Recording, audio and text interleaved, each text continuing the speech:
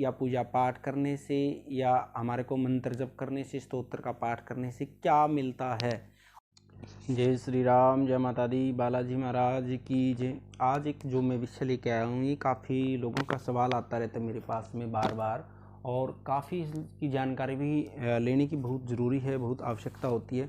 कुछ लोग जैसे मेरे पास सवाल करते जी, हम निरंतर पूजा करते रहते हैं या किसी मंत्र का जप करते हैं या स्तोत्र का जप कर रहे हैं या चालीसा का जप करते रहते हैं, तो उसमें हमने क्या क्या नियम रखने चाहिए, और उस निरंतर जप से जो हम पूजा करते हैं, पाठ करते हैं, तो उससे हमारे को क्या फल मिलता है, क्या हमारे को शक्ति मिल जाती है, और क्या हमारे पर कृपा होती है, और कृपा और शक्ति क्या होती हैं, इसकी भी जानकारी मैं दूंगा।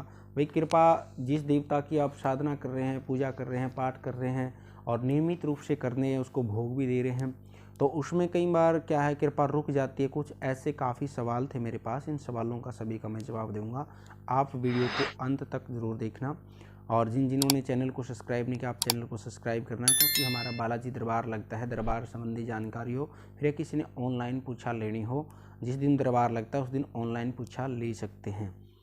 तो शुरू करते हैं निरंतर जप से। कुछ सवाल थे मेरे पास में, कोई ओम नमः शिवाय का जप करता है निरंतर पंचाक्षरी मंत्र का, कोई नवाण मंत्र का जप करता है, कोई हनुमान जी के बीज मंत्र का जप करता है, बाबा गोरखनाथ जी के मंत्र का जप करता है, कोई काली चालीसा पढ़ता है, हनुमान चालीसा पढ़ता है, बजरंग बाण के पाठ करता है, हनुमान अष्टक के पाठ करता है, माँ गायत्री माता का जप करता है, अन्य कोई स्तोत्र का पाठ करता है, कोई भगवान विष्णु को, कोई राम नाम जपता है, कोई अन्य राधे नाम जपता है, कोई कृष्ण नाम जपता है। तो इस नाम जप से या पूजा पाठ करने से या हमारे को मंत्र जप करने से, स्तोत्र का पाठ करने से क्या मिलता है, और उसमें हमारे को नियम कौन से होते हैं।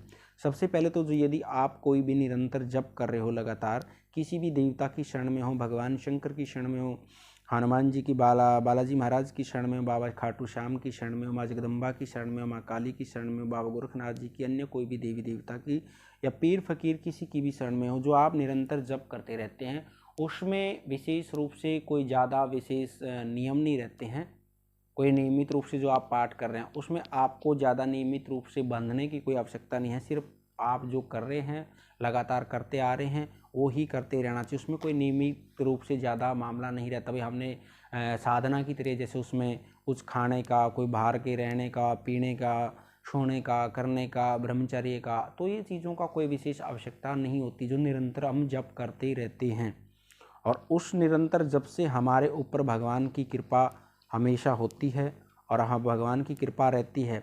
कृपा क्या होती है, जब हम किसी काम को लेकर भगवान की शरणागति जाते हैं, उस काम में हमारे को कृपा होने से वो हमारा काम सफल हो जाता है।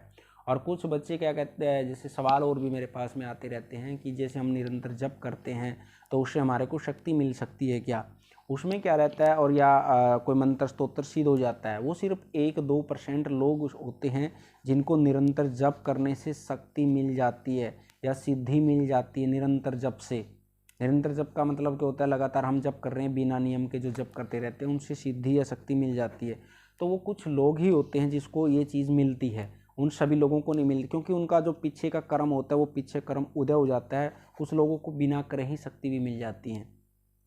तो ये जो चीज़ होती है, ये सभी लोगों के लिए नहीं है। ये जिसके पीछे कर्म उदय हो जाते हैं, तो उन लोगों को शक्ति मिल जाती बिना करे भी, क्योंकि उनके पीछे कर्म अच्छे चले हुए होते हैं। और या कुछ नास्तिक लोग होते हैं, उनके भी बिना करें, क्योंकि उन पे भगवान कृपा इसलिए करता है ताकि उनको अपनी शरणागत ले ले, नास्तिक लोगों को भी, तो इसलिए उनके ऊपर बिना करे कृपा हो जाती है।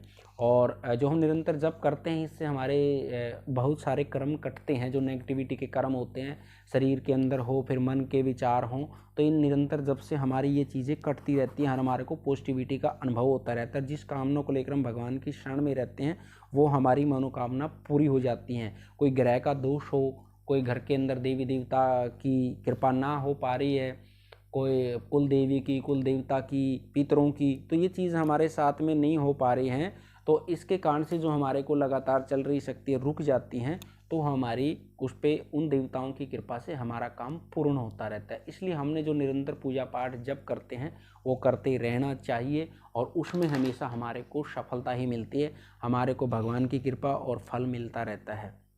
विशेष कोई नियम नहीं होते डेली जो हर रोज़ करते हैं नियमित रूप से, और नॉर्मल रूप से आप पूजा पाठ कर सकते हो, शक्तियों को भोग दे सकते हो। जैसे हम हनुमान जी की कृपा चाहते हैं तो मंगलवार को आप भोग लगा सकते हो बाबा का भी। अब आप भगवान शंकर की कृपा चाहते हो तो बाबा को हफ्ते में एक दिन सोमवार को भोग लगा दिया, अन्य दिन भी भोग लगा सकते हैं। आपके घर में कोई मंगल कार्य है तब भोग लगा सकते हैं। तो ये कृपा हमारे को मिलती रहती है, इसमें कोई विशेष नियम करने की आवश्यकता नहीं होती। यदि आपको जानकारी अच्छी लगी तो वीडियो को लाइक करना। और हमारा बालाजी दरबार लगता है, दरबार संबंधी जानकारी यंत्र मंत्र तंत्र पूजा पाठ संबंधी आपको मिलती रहती है। और चैनल को लाइक करें। माँ भगवती और बालाजी महाराज की कृपा आपके परिवार पर बनी रहे। जय श्री राम, जय माता दी।